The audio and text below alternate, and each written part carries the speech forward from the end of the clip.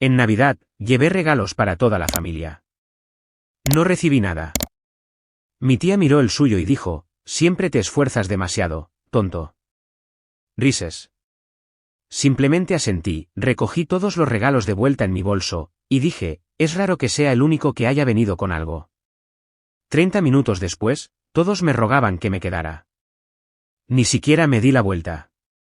Entré en casa de mis padres con una bolsa roja gigante llena de regalos, como una especie de Papá Noel de bajo presupuesto que no entendía las indirectas. Regalos de verdad, no solo calcetines o velas baratas. Había estado ahorrando desde octubre. Elegí cada uno con cuidado. Sí, cuidado. Esa palabra embarazosa. Para Kyle, una pelota de béisbol firmada que una vez mencionó durante una barbacoa del 4 de julio. Para mi hermana, una sudadera de edición limitada de alguna banda de la que publicaba obsesivamente. Incluso Jaque recibió algo. Ni siquiera me cae bien Jaque. Solo pensé que quizás este año dejaría de ser el tipo que mira desde afuera. Escribí una nota para cada regalo. Escrita a mano, no impresa, no copiada. Pensamientos reales, esfuerzo real. ¿Quién hace eso? Aparentemente, yo. Debería haberlo sabido por la forma en que mi padre me abrió la puerta, como si hubiera llegado con un portapapeles pidiendo donaciones. Dentro, la televisión estaba a todo volumen con algún vídeo tonto de bromas. La habitación olía a jamón recalentado, y todos ya llevaban media copa de más, sin pretender que les importaba. Nadie notó la bolsa. Literalmente, tuve que empezar a decir nombres y entregarles sus regalos. Mi madre me miró raro. Mi hermana puso los ojos en blanco. Kyle abrió el suyo, murmuró algo como «wow, vale», y lo tiró debajo del sofá. Jaque simplemente dijo «gracias», sin hacer contacto visual. Ni siquiera llegué al final de la bolsa antes de que ocurriera. La tía Caroline abrió el suyo. Era una bufanda, no cara, pero tejida a mano en una pequeña tienda de Vermont. Leyó la nota y luego dijo, siempre te esfuerzas demasiado, tonto. Y se rió, no una risita, una carcajada completa, como si acabara de caer por un tramo de escaleras. Y luego se extendió, como esa broma interna que todos entendían. Mi madre intentó ocultarlo, pero estaba sonriendo. Mi padre incluso dijo, no se equivoca. Lo peor fue que ninguno de ellos pensó que estaban siendo crueles. Para ellos, yo solo estaba cumpliendo mi papel. Ethan, el esforzado, el forastero, el idiota desesperado que todavía creía que si das lo suficiente, quizás te dejen entrar. No discutí. Simplemente asentí, recogí los regalos uno a uno, y los volví a meter en la bolsa. Y entonces lo dije, es extraño que sea el único que ha venido con algo. No esperé una respuesta. Salí directamente por la puerta principal, me metí en mi coche, y conduje a casa en silencio. Las carreteras estaban vacías. El tipo de frío donde las ventanas se empañan con tu propia respiración. De vuelta en mi apartamento, tiré la bolsa al suelo y pedí comida china. Me senté en la oscuridad, viendo Die Hard, y pensé en cada cosa que había hecho mal. Pensando que quizás si no hubiera traído los regalos, quizás si me hubiera presentado tarde y me hubiera ido pronto como todos los demás, quizás habría estado bien. Media hora después, mi teléfono se iluminó como Times Square.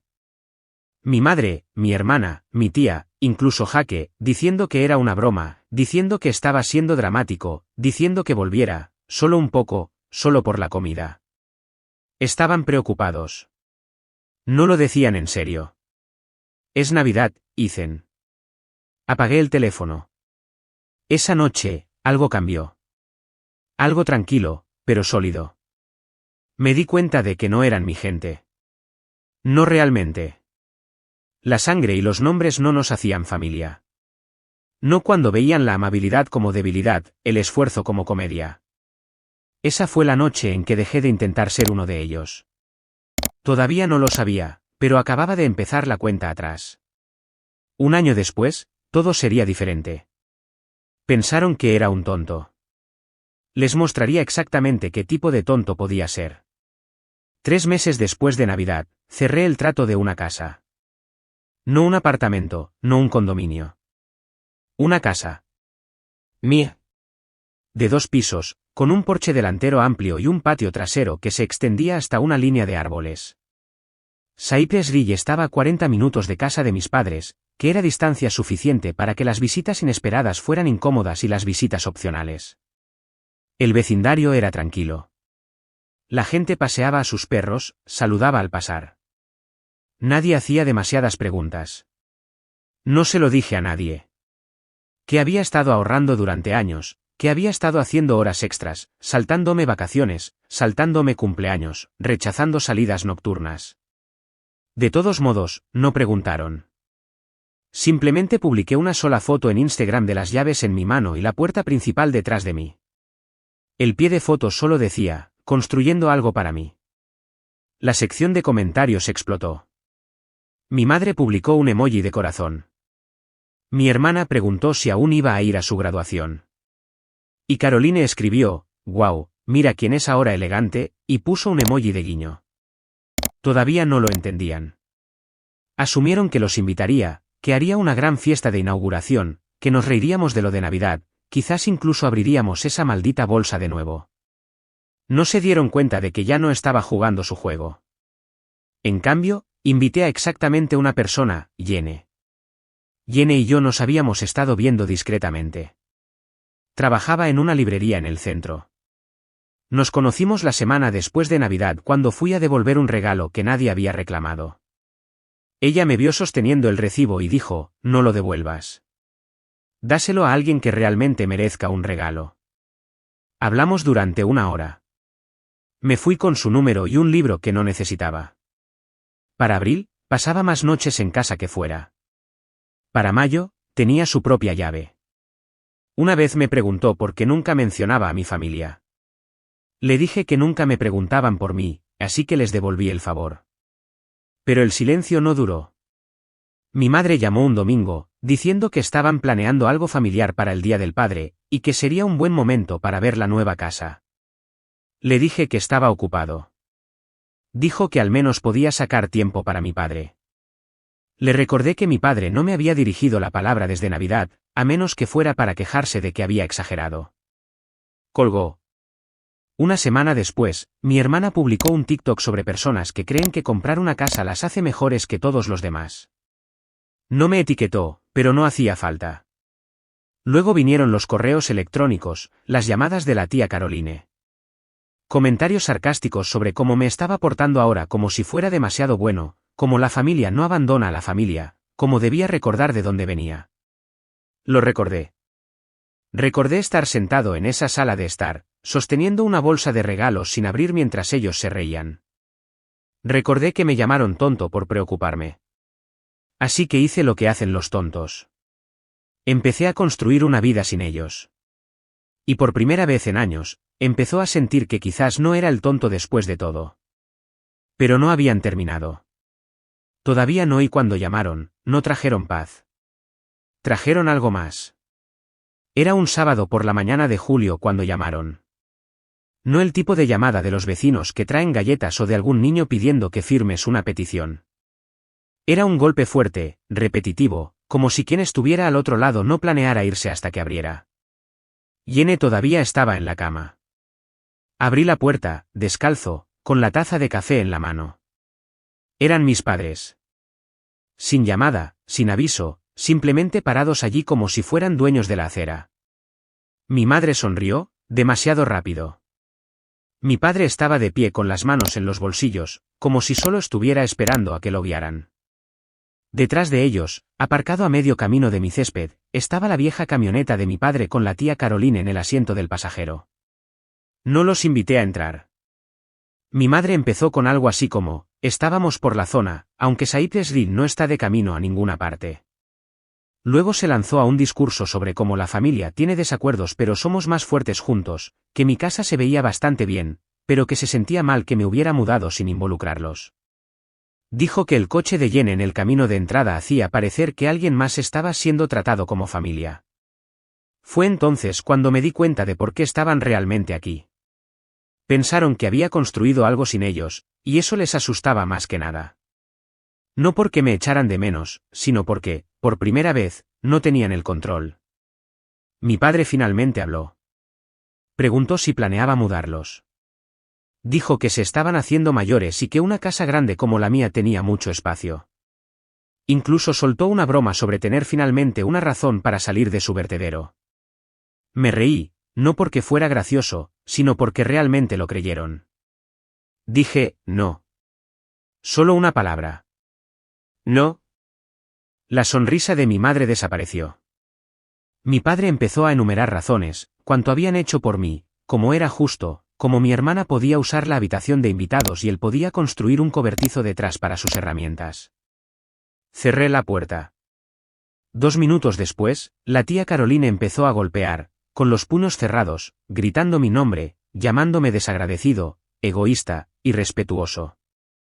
Me quedé allí en el pasillo, sin moverme, dejando que su voz resonara a través de la puerta, como si perteneciera a alguien que intentaba entrar en un lugar que nunca ayudó a construir. Eventualmente se fueron, pero no sin deslizar una nota doblada por debajo de la puerta. Decía, la sangre es sangre. No puedes simplemente reemplazarnos. Jenny la encontró y la tiró sin preguntar. Esa noche, le conté todo. Navidad, los regalos, los nombres, las risas. El plan que ni siquiera me había dado cuenta de que había empezado a formar en el momento en que salí por esa puerta principal. Ella no dijo mucho, solo escuchó. Luego preguntó, ¿qué vas a hacer? Le dije que había terminado de ser amable. Me llamaron tonto. Intentaron que, por culpa, renunciara a lo único que había construido para mí. Ahora iban a ver hasta dónde estaba dispuesto a llegar para mantenerlo. El siguiente movimiento era mío, y lo iba a hacer valer. Debería haber cambiado las cerraduras de la puerta el día que compré la casa. Después de lo que pasó en mi porche delantero, pensé que quizás se echarían atrás. No lo hicieron. Subestimé hasta dónde llegará la gente cuando siente que su control se está escapando. Pensé que mantenerme callado era fortaleza, que la distancia haría el trabajo por mí. Me equivoqué. Comenzó cuando mi hermana publicó un vídeo de un camión de mudanzas fuera de casa de mis padres. Pie de foto, paso 1. Sin detalles, solo lo suficiente para que el mensaje llegara.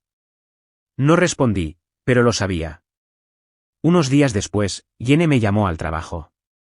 Sonaba extraña. Hay alguien en el patio trasero, dijo. Me fui del trabajo temprano, conduje a casa como si estuviera persiguiendo un incendio. Entré en el camino de entrada y los vi. A todos. Mi padre, mi madre y Caroline. Kyle, Hage. Incluso mi hermana, ahora haciéndose la víctima, sentada al borde de mis muebles de patio como si estuviera esperando una disculpa que nunca llegaría. Ni siquiera parecían culpables. Mi padre tenía la parrilla abierta. Mi madre estaba desempaquetando comestibles en mi nevera. De nuevo. Kyle trajo su propia nevera y estaba abriendo cervezas. Hake tenía los pies en mi mesa, como si fuera su inauguración. No dije nada al principio. Simplemente me quedé mirando. Mi padre sonrió, como si todo esto fuera normal. Te dije que le daríamos un poco de vida a este lugar. Pregunté cómo habían entrado. Mi madre dijo que simplemente se habían servido. Mi hermana intervino diciendo que mi puerta ni siquiera estaba cerrada, como si eso lo hiciera aceptable. Les dije que se fueran. Dijeron que estaba exagerando. Mi tía dijo, Ethan, deja de fingir que eres algún rey ahora. Es una casa, no un castillo. Le dije, la diferencia es que no se invade la casa de alguien. Hake se rió. Vas a llamar a la policía a tu propia familia. Kyle dijo, ¿crees que esto es solo tuyo ahora? ¿Olvidaste quién te crió? Perdí el control. Me acerqué a Hake, le dije que si volvía a poner sus botas en mi mesa, le rompería los dedos de los pies. Se puso de pie, más alto que yo, pero no me moví. Me llamó niño rico mimado, dijo que ahora me creía demasiado bueno para el resto de nosotros. Me empujó. No pensé. Simplemente lo golpeé. Fuerte. Kyle me agarró por el costado. Mi padre intentó apartarlo. Jenny acababa de salir y gritó. Alguien tiró la parrilla. Mi madre gritaba, y Caroline estaba hablando por teléfono con alguien. Todavía no sé si era el 911 o simplemente chismorreando. Fue un caos. Se volcaron sillas, se rompió cristal. Alguien cayó en el lecho del jardín que Jenny acababa de plantar. Mi hermana intentó abofetearme. La aparté. Fue feo. Se sintió inevitable. Cuando llegó la policía, todo se paralizó. Estaba de pie allí, respirando como si hubiera corrido 8 kilómetros, con las manos sangrando. Jake tenía un corte en el labio. Kyle estaba maldiciendo. La tía Caroline lloraba y agitaba las manos como si estuviera haciendo una audición para una telenovela. La policía no arrestó a nadie, pero me dio la opción. ¿Quiere presentar cargos, señor? Dije, no. Todavía no. Pero quería que constara en acta. Quería que quedara documentado. Quería que supieran que ya no estaba fanfarroneando. Hicieron que mi familia se fuera. Les dijeron que si regresaban sin invitación, serían acusados de allanamiento. ¿Simple? ¿Legal? Esa noche, me senté en los escalones traseros. Jenny no dijo nada por un rato. Luego me dio una cerveza y dijo, ¿y ahora, qué? Le dije la verdad. Ahora lo hacemos oficial. A la mañana siguiente, llamé a un abogado. Obtuve una orden de restricción. Empecé. Cambié las cerraduras de la puerta. Instalé cámaras. Envié un mensaje a todos en un chat grupal: si vuelven a pisar esta propiedad, no terminará con una advertencia. La tía Caroline respondió con 3 párrafos sobre lo enfermo que estaba, como Jenny me estaba poniendo en contra de ellos, como estaba abandonando a la gente que me había construido. La bloqueé. Luego cambié mi número. Estuvo tranquilo por unos días. Demasiado tranquilo. El tipo de tranquilidad que sabes que no dura. Les llevó menos de 2 semanas romper el silencio. Después del incidente en el patio trasero, hice todo bien. Consulté a un abogado, presenté la documentación, aseguré la propiedad. Las órdenes de restricción estaban en vigor. Se instalaron cámaras, detectores de movimiento, cerraduras inteligentes.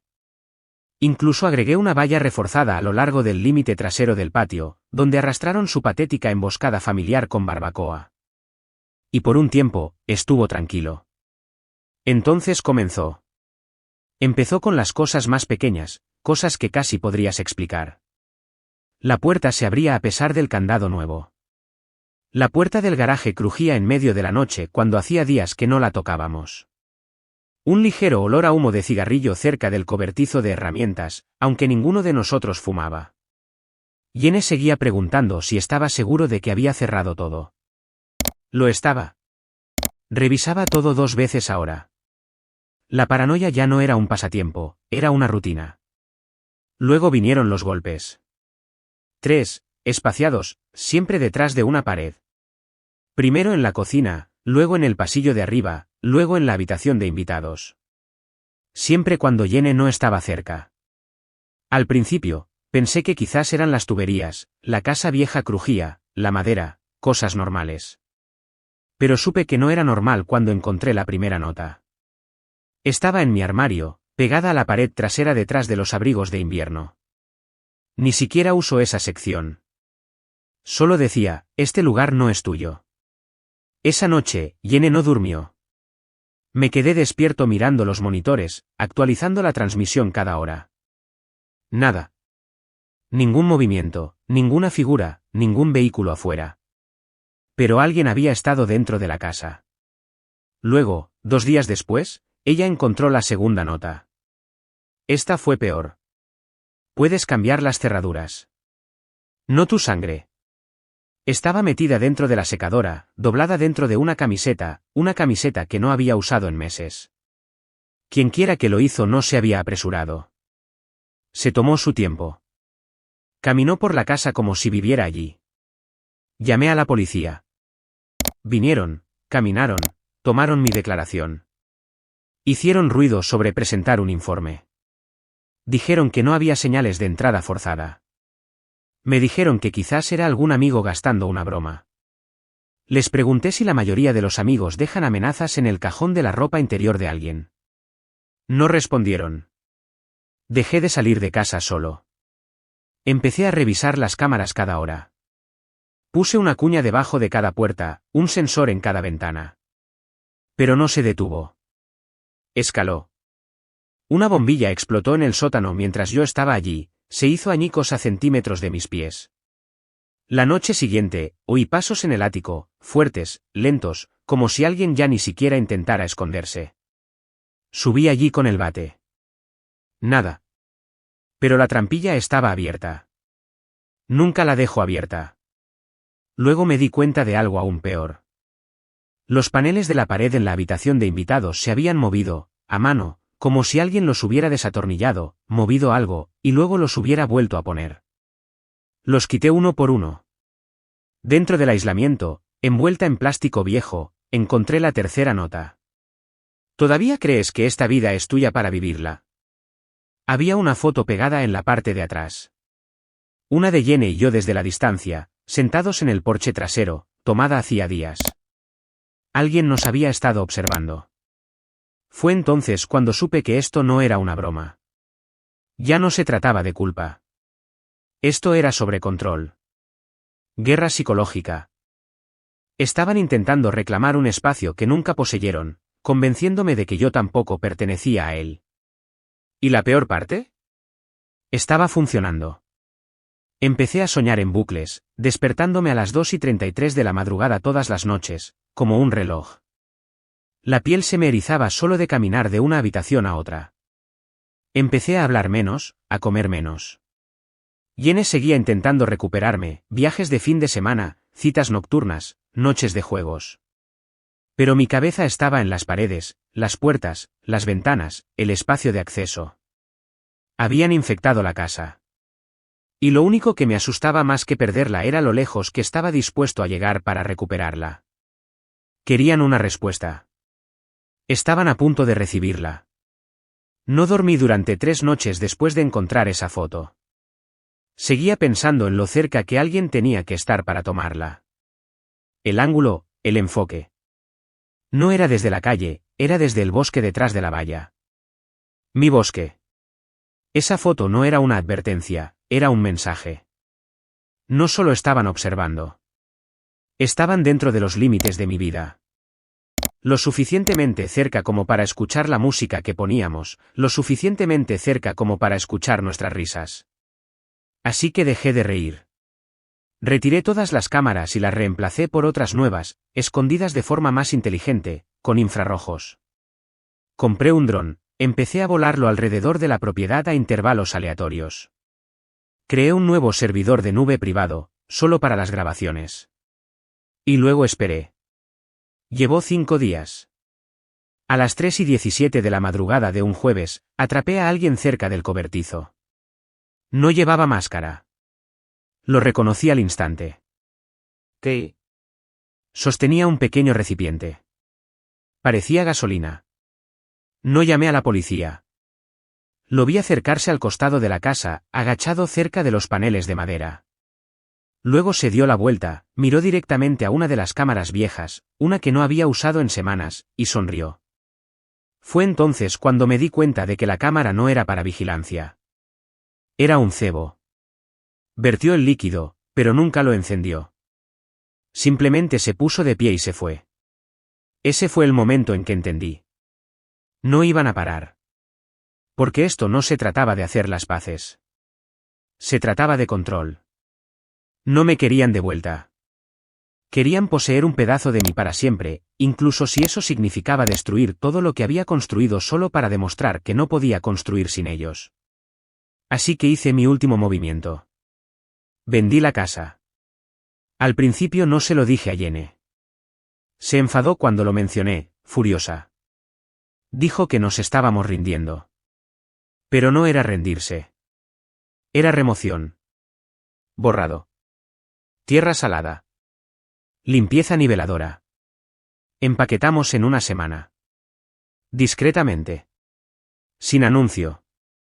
Acepté una oferta de trabajo en la otra punta del país. Jenny tenía familia en Oregón. Funcionó.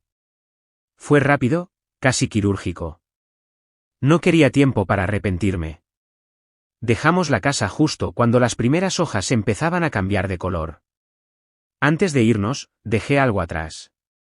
Dentro de la misma pared de la habitación de invitados donde encontré la tercera nota, puse una memoria USB. Contenía todo. Fotos, archivos de vídeo, notas de voz, las cartas del abogado, las órdenes de restricción, la cronología de cada intrusión. Todo lo que había recopilado.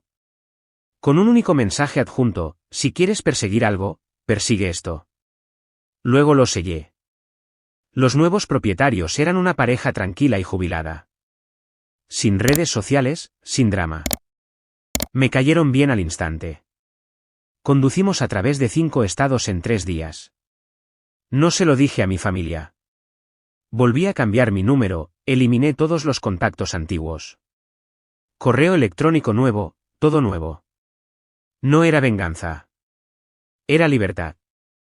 Pero la ironía es que en el momento en que dejé de intentar castigarlos fue el momento en que volvieron arrastrándose. Semanas después de mudarnos, recibí una carta reenviada de mi antiguo abogado. Sin dirección del remitente, pero la letra era de mi madre. Decía: ya hemos dicho suficiente. Solo haznos saber que estás bien. No respondí. Eso fue hace 6 meses. Ahora vivo en una casa rodeada de pinos y niebla. Jenny dirige una pequeña librería local. Yo trabajo a distancia. Bebo mi café sin revisar las cámaras. No oigo golpes en las paredes. No encuentro notas en lugares escondidos. Y si alguna vez lo hago, no me quedaré. Porque finalmente aprendí. Familia no significa quedarse. A veces significa irse. Tan lejos que ni siquiera puedan encontrar el camino de vuelta. Habían pasado 6 meses desde que Jenny y yo nos mudamos a Oregón. La vida era pacífica, tranquila. Mañanas con café en el porche, noches llenas de risas y sin más sombras acechando en las esquinas. Finalmente había encontrado la tranquilidad que tanto anhelaba. Entonces, una mañana, llegó una carta. Sin dirección del remitente, solo mi nombre escrito con letra familiar. Dudé antes de abrirla, un nudo formándose en mi estómago. Dentro había una sola hoja de papel. Ethan, sé que no merezco tu perdón, pero espero que algún día encuentres en tu corazón la manera de dejar ir el pasado. Mamá. Me quedé mirando las palabras, con las emociones a flor de piel. ¿Era esto un remordimiento genuino, o otro intento de atraerme de nuevo a su red? Durante las siguientes semanas, llegaron más cartas. Una de mi hermana, llena de disculpas y recuerdos de nuestra infancia. Otra de la tía Caroline, sorprendentemente carente de sarcasmo, expresando pesar por su comportamiento pasado. No respondí. Luego llegó un paquete. Dentro había un álbum de fotos titulado Momentos familiares. Al hojearlo, vi fotos de cumpleaños, días festivos, y vacaciones, momentos que había enterrado hacía mucho tiempo. Escondida al final había una nota: te echamos de menos. Por favor, vuelve a casa para Navidad. Sentí una punzada de anhelo, pero también una oleada de precaución. ¿Podía confiar en ellos, o era otra manipulación? Jenny notó mi tormento. No tienes que decidir ahora, dijo.